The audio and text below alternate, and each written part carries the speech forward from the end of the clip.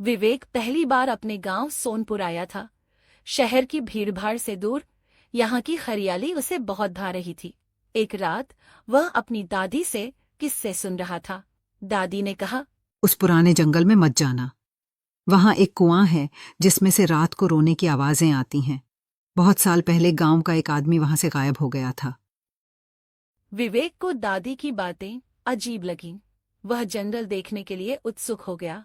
अगले दिन वह अपने भाई दीपक के साथ जंगल की ओर चल पड़ा। जंगल में अजीब सा सन्नाटा था। पक्षी भी खामोश थे।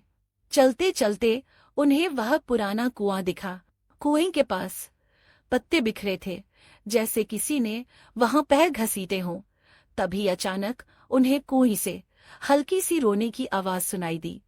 दीपक डरकर बोला, विवेक, चलो यहां से। यह जगह ठीक नहीं है।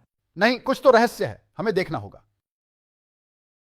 विवेक ने कुएं के अंदर झांका। वहां नीचे अंधेरा था। तभी पास के पेड़ों के पीछे से एक आवाज आई। तुम यहां क्या कर रहे हो? दोनों ने पीछे मुड़कर देखा तो राजा खड़ा था। उसका चेहरा गंभीर था। यह कुआं खतरनाक है, जाओ यहां से। लेकिन विवेक को यकीन था कि राजा कुछ छुपा रहा है। वह चुपचाप राजा का पीछा करने लगा। कुछ देर बाद राजा जंगल के एक गुप्त रास्ते पर चला गया।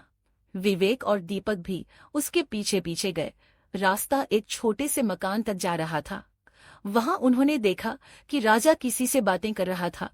सारा सामान यहां रख दो, कोई नहीं आना चाहिए।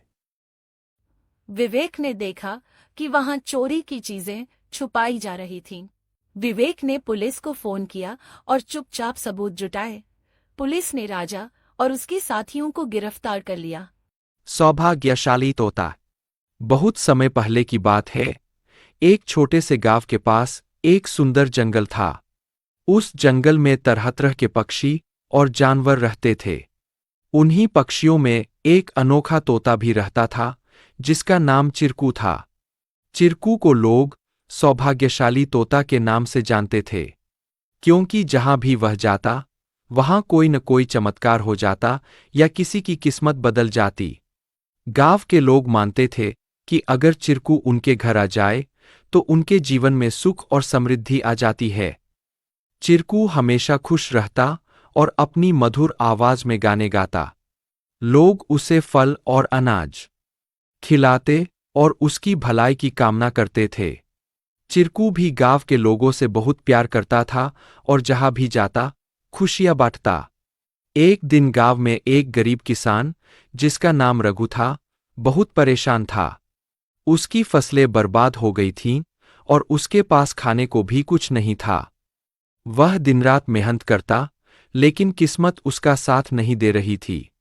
एक दिन रघु ने गांव के लोगों से चिरकू के बारे में सुना और सोचा कि शायद यह सौभाग्यशाली तोता उसकी भी मदद कर सकता है। रघु ने तय किया कि वह चिरकू से मिलकर अपनी किस्मत बदलने की विनती करेगा।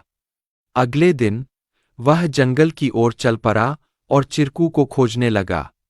बहुत ढूंढने के बाद उसे चिरकू एक पेड़ की डाल पर बैठे हुए मिला। रघु ने बड़े ही आदर के साथ कहा। चिरकू ने रघु की बातें ध्यान से सुनी और उसकी आंखों में दया उमड़ आई। चिरकू ने अपनी चोंच में एक छोटी सी चमकती हुई पत्ती उठाई और रघु को देते हुए कहा, यह जादुई पत्ती है। इसे अपनी जेब में रख लो और जब तुम अपने खेत में काम करने जाओ तो यह पत्ती तुम्हारी किस्मत बदल देगी। रघु ने धन्यवाद कहा और वह पत्ती लेकर अपने घर लौट आया। अगले दिन वह अपने खेत में काम करने के लिए गया। जैसे ही उसने खेत में जुताई शुरू की, अचानक से बारिश होने लगी। उसकी सूखी जमीन हरी भरी हो गई और थोड़े ही समय में उसकी फसलें लहलहा उठीं। रघु की मेहनत सफल हुई और उसकी किस्मत सच में बदल गई। अब रघु के पास भरपूर अनाज था और वह फिर से खुशहाल जीवन जीने लगा। उसने गांव के लोगों को चिरकू की बुद्धिमानी और उसके द्वारा दी गई जादुई पत्ती के बारे में बताया। सभी लोग चिरकू की प्रशंसा करने लगे और उसे और भी अधिक प्यार देने लगे। लेकिन चिरकू ने रघु को एक बात कही थी। याद रखना, यह पत्ती सिर्फ तुम्हारी मेहनत का साथ देगी। अगर तुम मेहनत करना छोड़ दोगे तो यह भी अपना जादू खो देगी। रघु ने चिरकू की बात समझ ली और कड़ी मेहनत जारी रखी। धीरे धीरे उसकी स्थिति पहले से बहुत बेहतर हो गई। वह गांव के सबसे सफल किसानों में से एक बन गया, लेकिन उसने कभी यह नहीं भूला कि उसकी सफलता में चिरकू और उसकी मेहनत का कितना बड़ा हाथ था। कहानी से सीख। इस कहानी से हमें यह सीख मिलती है कि किस्मत भी उन्हीं का साथ देती है जो खुद मेहनत करते हैं। सौभाग्य और अवसर तभी काम आते हैं जब हम अपने प्रयासों से उन्हें सही दिशा देते हैं।